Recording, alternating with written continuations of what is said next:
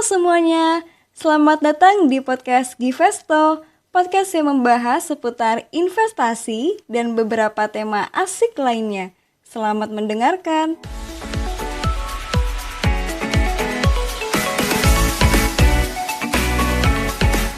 Halo Sobat Invest, gimana nih kabarnya? Baik-baik aja kan? Akhirnya kita bisa berjumpa lagi di podcast Givesto, Galeri Investasi Podcast. Podcast kali ini ditemani oleh aku, Nabila Adel, mahasiswi jurusan Administrasi Bisnis, Angkatan 20, dan fungsionaris Galeri Investasi FISIP UPN Veteran Jawa Timur. Di episode kali ini, kita akan membahas tentang apa sih bedanya menabung dan investasi, dan manakah yang lebih baik.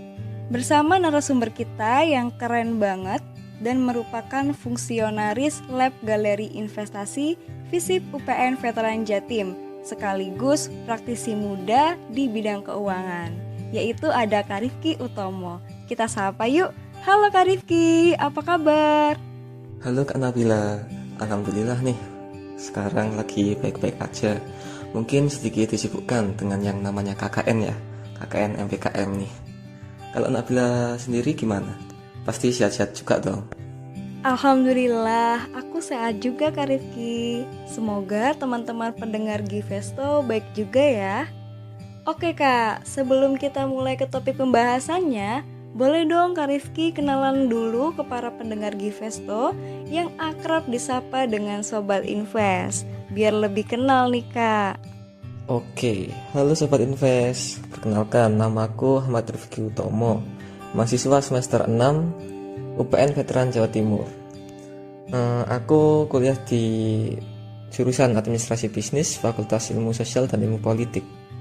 Aku juga merupakan salah satu fungsionaris dari Galeri Investasi FISIP Adbis dan sekaligus praktisi muda di bidang keuangan. Salam kenal semuanya. Oke, terima kasih dan salam kenal Kak Rifki. Baik, langsung aja yuk kita mulai sharing session topik kita kali ini. Nah, seperti yang kita tahu nih Kak, banyak banget edukasi yang mengharuskan kita untuk investasi dan harus nabung juga. Sebenarnya apa sih Kak bedanya? Mungkin bisa dijelasin nih ke aku dan para sobat invest biar makin paham. Baik, sebelum kita langsung masuk ke pembahasan di mana perbedaan menabung dan investasi, alangkah baiknya kita mengetahui atau paham tentang pengertian dari kedua kata tersebut. Yang pertama menabung. Pasti ya sejak kecil kita sudah diajarkan untuk menabung. Menabung merupakan kegiatan di mana kita menyisihkan sebagian uang kita untuk kita simpan. Nah, uang yang kita simpan ini itu bisa kita gunakan di kemudian hari, baik itu untuk melakukan pembelian kebutuhan ataupun keinginan kita. Lalu untuk investasi sendiri itu ada banyak pengertiannya. Mungkin yang bisa aku jelasin yaitu investasi merupakan suatu kegiatan atau suatu proses di mana kita menanamkan modal kepada suatu perusahaan atau sebuah aset dengan harapan kita akan memperoleh imbal hasil di kemudian hari. Nah, jadi di investasi ini kita mengorbankan sebagian uang atau usaha kita di masa sekarang agar kita bisa menikmatinya di kemudian hari. Di investasi sendiri juga bisa dibagi menjadi tiga berdasarkan jangka waktunya. Ada investasi jangka pendek, investasi jangka menengah, dan juga investasi jangka panjang. Nah, kalau diibaratkan nih antara menabung dan investasi, kalau menabung itu kita ibarat menumpuk sebuah batu bata itu menjadi 5. Misal kita punya 5 batu bata, kita tumpuk 5 batu bata. Terus di 1 tahun atau 2 tahun kemudian kita ingin menggunakan batu bata tersebut, kita bisa mengambilnya. Namun jumlahnya tetap 5 batu bata tersebut karena kita hanya menabung. Sedangkan kalau investasi itu kita bisa ibaratkan sebagai kita menanam sebuah pohon mulai dari benih saat awal lalu sampai menjadi pohon dan bisa berbuah. Nah, buah ini yang bisa kita petik di kemudian hari, yang bisa kita nikmati. Kita tinggal ngambil buahnya, seperti itu. Oh begitu. Wah, dari penjelasan tentang pengertiannya tadi sangat mudah dimengerti ya Sobat Invest. Apalagi analogi yang Kak Rifki jelasin. Makin paham banget nih aku dari segi pengertiannya. Terus kalau aspek yang membedakan antara menabung dan investasi itu ada apa aja sih Kak Rifki? Oke, sebetulnya aspek atau perbedaan antara menabung dan investasi itu ada beberapa poin. Yang pertama mungkin bisa dari fungsi atau tujuan melakukan kegiatan menabung atau investasi tersebut. Karena pada umumnya kegiatan menabung itu condong kepada jangka pendek atau menengah lah. Misalnya nih, kita ingin membeli baju atau sepatu atau keinginan kita yang lainnya. Atau juga bisa kita ingin membeli kebutuhan kita seperti bahan pokok dan sebagainya. Lalu bisa juga untuk dana darurat. Nah, contohnya untuk dana darurat ini, kan misal kita nggak tahu kapan kita tiba-tiba butuh yang namanya uang atau kebutuhan. Misal kita waktu lagi motoran, tiba-tiba ban kita bocor dan kita membutuhkan biaya untuk menambal ban, itu kita bisa langsung dengan mudah menarik uang kita dari ATM, uang tabungan kita, atau juga uang dari celengan dan sebagainya. Mungkin untuk yang lain seperti yang milenial kita, mungkin kita lagi ingin beli jam tangan nih, tapi kita belum ada cukup uang, makanya kita menabung dari uang saku yang kita dapat, kita sisihkan agar kita bisa membeli hal yang kita inginkan, seperti itu. Lalu sedangkan untuk investasi sendiri, itu ya seperti yang aku jelasin sebelumnya, itu ada 3 macam, jangka pendek, jangka menengah, dan jangka panjang. Tapi biasanya kalau orang melakukan investasi itu lebih berfokus ke jangka panjang. Misal untuk mempersiapkan masa pensiun atau ingin mengamankan kekayaan kita. Nah, mungkin untuk yang jangka pendek dan menengah itu bisa seperti mendapat tambahan dari penghasilan. Karena kita juga ada instrumen-instrumen investasi yang mampu menghasilkan return dalam waktu yang cukup dekat dan tidak perlu menunggu bertahun-tahun, mungkin cukup 1 bulan, 3 bulan itu ada yang sudah menghasilkan imbal hasil. Oh alah, oke. Ternyata ada instrumen investasi yang bisa menghasilkan return yang cukup cepat ya Kak. Kalau boleh jelasin dikit lagi dong Kak, maksud dari instrumen ini gimana? Dan kalau instrumen menabung seperti apa? Waduh, ini carinya mau yang cepat-cepat menghasilkan return ya. Ya gitu deh Kak. Namun kita di dalam melakukan investasi itu harus bertahap ya. Kita nggak boleh langsung cepat-cepat ingin mendapatkan hasilnya, karena juga itu membutuhkan proses, dan proses tersebut dimulai dari belajar, latihan, dan kedepannya. Mungkin sebelum kita membahas tentang investasi, kita singgung dikit dulu deh yang lebih gampang tentang menabung. Kalau menabung kan instrumennya itu biasanya kita nabung di bank ya, seperti membuka rekening tabungan dan sebagainya. Atau kalau mau cara konvensional ya menabung di celengan, di buku, atau di sela-sela buku seperti itu. Nah, untuk yang tabungan ini kan kalau kita nyimpennya di ATM maupun konvensional itu lebih cepat dalam menariknya atau tarik tunai, atau saat kita menginginkan atau membutuhkan uang tersebut kita bisa langsung menariknya. Lalu untuk yang instrumen investasi itu ada berbagai macam instrumen, dan bila dibagi menjadi 2 itu bisa menjadi berdasarkan jenisnya, yaitu ada yang pasar modal dan di sektor real. Untuk pasar modal sendiri itu terbagi lagi menjadi beberapa macam instrumen, mulai dari saham, obligasi, reksadana, dan lain sebagainya. Lalu untuk yang sektor real itu seperti properti dan logam mulia kayak emas, seperti itu. Mungkin udah tahu ya yang kayak investasi properti atau emas yang setiap tahun harganya belakangan ini terus meningkat. Nah, mungkin seperti itu bisa menjadi hal yang diinvestasikan, yaitu investasi di properti maupun logam mulia. Lalu untuk yang pasar modal sendiri kayak saham, obligasi, dan reksadana, mungkin aku jelasin singkat dulu deh. Untuk yang saham itu gampangnya, itu apabila kita membeli suatu saham, itu kita secara sah diakui menjadi pemilik perusahaan tersebut yang di sahamnya. Misal kita membeli saham Bank BCA, maka itu kita secara sah menjadi pemilik, salah satu pemilik dari perusahaan tersebut, walaupun hanya 0,0 sekian persen. Itu di saham sendiri juga mempunyai returnnya sendiri. Lalu kalau obligasi itu gampangnya seperti surat utang, dan kita nanti diberi bunga atas utang tersebut. Lalu untuk reksadana, ini yang mungkin paling mudah di antara instrumen investasi pasar modal yang lain, karena di reksadana ini kita sistemnya seperti menyetor uang kepada pihak, yaitu pihak manajer investasi yang akan mengelola uang kita dengan melakukan investasi di instrumen-instrumen yang aku sebutin tadi. Jadi ada yang namanya reksadana obligasi, ada yang namanya reksadana saham, dan juga reksadana pasar uang yang mempunyai profil resiko sendiri-sendiri, masing-masing punya profil resikonya. Mungkin seperti itu instrumennya, Kak Nabila. Baik, jadi instrumen dalam investasi jenisnya lebih banyak ya Kak daripada instrumen dalam menabung. Seperti yang dijelaskan tadi, ada banyak aspek yang membedakan nabung dan investasi. Salah satunya adalah risiko. Nah, risiko dalam investasi dan nabung ini bagaimana Kak Rifki? Kita mulai masuk ke inti bahasan ya, mengenai risiko dalam investasi dan menabung.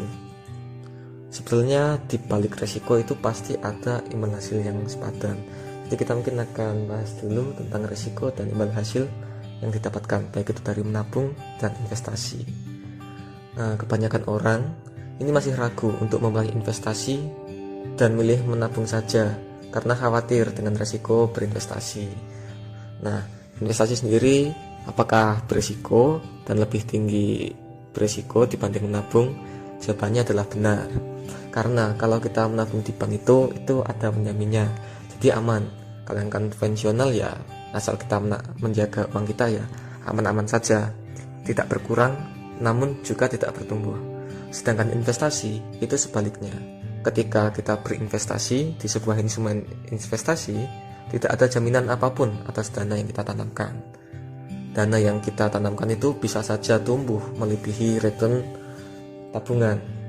Namun di sisi lain juga dari segi resiko juga sepadan. Bisa saja aset yang kita investasikan itu bisa berkurang nilainya karena fluktuasi pasar.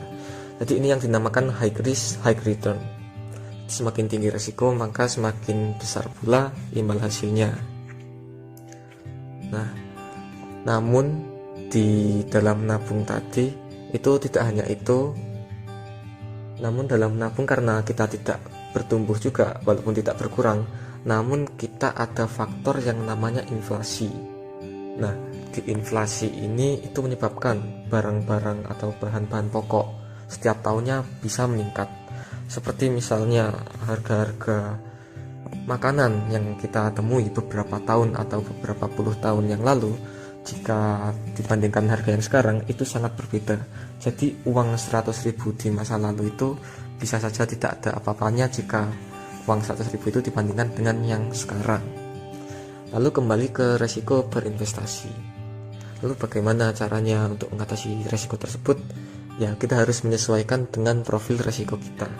Karena di investasi itu ada yang namanya profil resiko yang tinggi, resiko yang moderat atau tengah-tengah, dan juga yang rendah resiko atau lebih rendah resiko. Itu kita perlu belajar mempelajari apa yang akan kita investasikan, karena itu kan juga uang kita. Kita harus mengetahui untuk apa uang kita digunakan. Mungkin seperti itu. Jadi intinya kita harus banyak-banyak belajar, riset-riset dan sebagainya. Bener banget. Nah, sudah terjawab nih Sobat Invest kalau banyak aspek yang membedakan antara nabung dan investasi. Ada yang berdasarkan fungsinya, tujuan, instrumen, risiko, dan imbal hasil yang didapatkan. Oke, sekarang aku mau tanya lagi nih Kak. Menurut Kak Rifki, idealnya aku harus nabung dulu lalu berinvestasi atau bagaimana Kak? Mungkin ada tips nih dari Kak Rifki untuk mengatur keuangan dalam menabung dan berinvestasi. Baik, mungkin untuk tips-tips dari aku mengenai menabung dan investasi, Sebetulnya antara menabung dan investasi ini juga tidak jauh berbeda di samping perbedaan-perbedaan yang sudah aku sebutin sebelumnya. Namun antara menabung dan investasi ini juga memiliki kemiripan.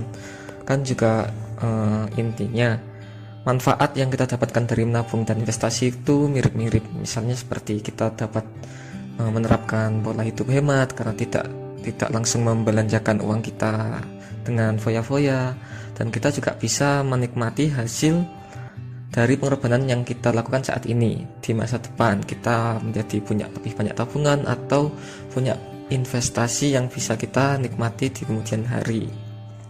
Mungkin antara nabung dulu atau investasi dulu, menurutku ini hal yang bisa dilakukan secara bebarengan. Jadi tergantung kondisi teman-teman saat ini dan tergantung tujuan teman-teman juga saat ini. Dan juga kalian juga bisa saja menabung di instrumen investasi seperti yang aku udah bilang sebelumnya. Ada kayak reksadana, saham. Itu yang paling gampang reksadana, kita bisa rutin menabung atau menyisihkan sebagian uang kita ke dalam reksadana atau saham tersebut. Seperti itu. Jadi kita tetap harus menggunakan uang dingin saat ingin melakukan investasi. Uang dingin ini maksudnya adalah uang yang tidak akan kita gunakan dalam waktu dekat. Jadi apabila tidak terpakai itu masih tidak apa-apa. Jadi istilah jangan pakai uang panas atau uang yang kita buat hidup sehari-hari seperti biaya tempat tinggal atau biaya makanan. Seperti itu Kak Nabila. Jadi harus sesuai porsinya. Oh iya, sedikit ingin menambahi terkait yang investasi tadi di bagian risiko. Intinya selama kalian memilih instrumen investasi yang sudah diawasi atau sudah legal oleh pemerintah, seperti badan yang mengawasi itu ada OJK atau Otoritas Jasa Keuangan, itu pasti investasi kalian aman. Makanya tidak akan tiba-tiba hilang begitu saja. Mungkin apabila terjadi kegagalan itu karena ada fluktuasi pasar dan sebagainya. Asal kita harus pintar-pintar memilih instrumen investasi atau kita ingin memasukkan uang kita kemana. Jangan sampai tergiur oleh investasi-investasi bodong seperti berita-berita yang barusan viral beberapa waktu yang lalu. Mungkin itu sedikit pesan dari aku. Terima kasih. Terima kasih juga Kak Rifki. Nah, itu tadi tips-tips dari Kak Rifki yang perlu kita terapin nih Sobat Invest. Jadi nabung dan investasi harus dini mungkin ya teman-teman. Apalagi para teman mahasiswa dan pelajar, ini perlu banget loh kita menyisihkan uang yang kita punya untuk ditabung dan diinvestasikan, yang pastinya juga bermanfaat untuk kita ke depannya. Satu pertanyaan lagi nih Kak, seperti yang Kak Rifki katakan, jangan sampai kita kena investasi bodong. Nah, sebaiknya kita berinvestasi di mana sih Kak untuk para mahasiswa dan pelajar yang tentunya aman? Betul sekali, kita harus menghindari investasi bodong agar tidak tertipu dan kehilangan semua modal kita. Sudah ada banyak aplikasi-aplikasi legal yang ada di Indonesia untuk dijadikan sarana berinvestasi. Tinggal kita harus pintar-pintar memilih dan memilah apakah aplikasi tersebut sudah diawasi oleh badan yang terkait atau belum. Bila teman-teman ingin mencari, kami dari Galeri Investasi juga bekerjasama dengan MNC Sekuritas untuk membuka rekening agar bisa investasi saham. Jadi mungkin teman-teman yang ingin membuka akun untuk melakukan investasi saham itu bisa mampir-mampir ke Instagram Galeri Investasi UPN Jawa Timur. Nah, nanti mungkin kalian bisa DM dan pasti nanti diarahkan oleh anggota Galeri Investasi agar bisa dimudahkan dalam pembuatan open akunnya. Iya, jadi ada sedikit informasi aja nih Sobat Invest. Bagi teman-teman yang ingin berinvestasi tapi belum buka akun, bisa banget buka akun saham di Galeri Investasi FISIP UPN Veteran Jawa Timur. Baik, topik pembahasan kita kali ini telah selesai. Jadi, nabung dan investasi itu berbeda ya Sobat Invest. Dari menabung dan investasi pun mempunyai kelebihan dan kekurangan masing-masing. Oh iya, boleh dong buat Kak Rifki disampaikan harapan kedepannya untuk kita semua. Baik, mungkin harapan aku di sini kita bisa melek finansial atau kita paham akan keuangan sedini mungkin agar di masa kemudian atau di masa tua kita nanti itu lebih bisa cepat mencapai yang namanya financial freedom atau kebebasan finansial. Mungkin seperti itu dari aku. Tetap semangat teman-teman, kita harus mempelajari apa yang kita ingin lakukan agar kita tidak meraba-raba dalam melakukannya. Sekian dari saya, terima kasih. Baik Kak Rifki, terima kasih banyak ya atas waktunya. Semoga harapan baiknya terrealisasikan. Sukses selalu. Oke sahabat Givesto, mungkin segitu aja podcast pada episode kali ini. Terima kasih buat teman-teman yang sudah mendengarkan dan menyimak podcast Givesto. Semoga bermanfaat. Tetap semangat dan jaga kesehatan. Saya Nabila Adel pamit undur diri. Sampai jumpa di episode selanjutnya. Wassalamualaikum warahmatullahi wabarakatuh.